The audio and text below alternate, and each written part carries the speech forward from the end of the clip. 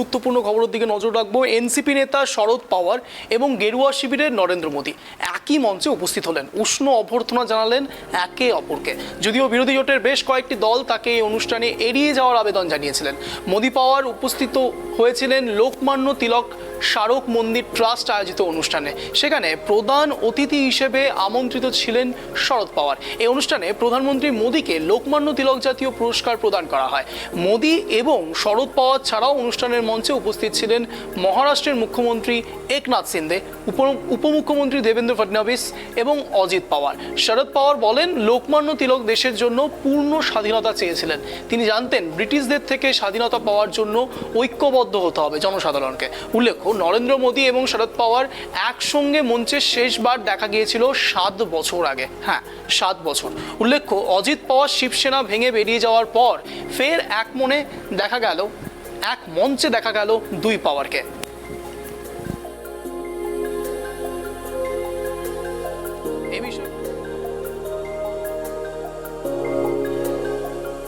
এই বিষয়ে একটু বিস্তারিত জানার চেষ্টা করবো। নিউজ রুম থেকে সরাসরি লাইভে রয়েছে গৌতম। তোমার কাছে যে প্রশ্নটা রাখবো, শরদ পাওয়ার এবং মোদী কি যোগসূত্র তৈরি হতে পারে, কি মনে করছো?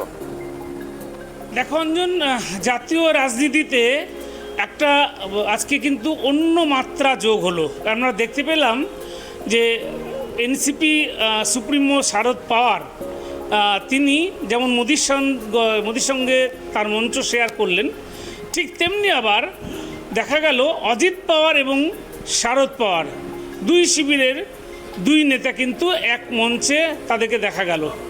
এখানে একটা প্রশ্ন এসে যাচ্ছে, তাহলে কি এই যে ইন্ডিয়া নামের যে জোট, যে জোটে এনসিপি রয়েছেন বা অন্যান্য রয়েছেন, সেই জোটে কি কোনো রকম ফাটল দেখা গেল?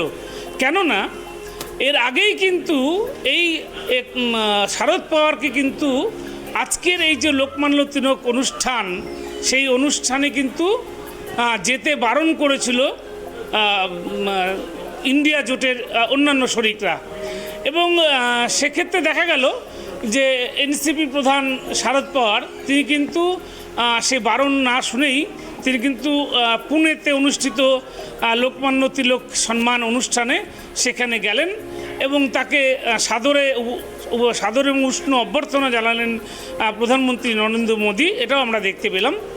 তবে এই বিষয়টা নিয়ে তোমাকে একটা জিনিস আমি বলতে পারি যে যেভাবে তোমার টিআরএস যে কংগ্রেস যাকে ঠিক রাস্তায় এনেছিল, তাদের নিজেদের দলে এনেছিল নরেন্দ্র মোদী, ঠিক সেই পথেই কিন্তু মোদী হাঁটতে চলেছে এনসিপিকে নিয়ে, অর্থাৎ এনসিপিকে নিয়ে। কিন্তু একটা জিনিস তোমাকে বারবার বলি যে এনসিপি কিন্তু বরাবরই এই এনডিএ জোটের বিরোধিতা করে এসছে।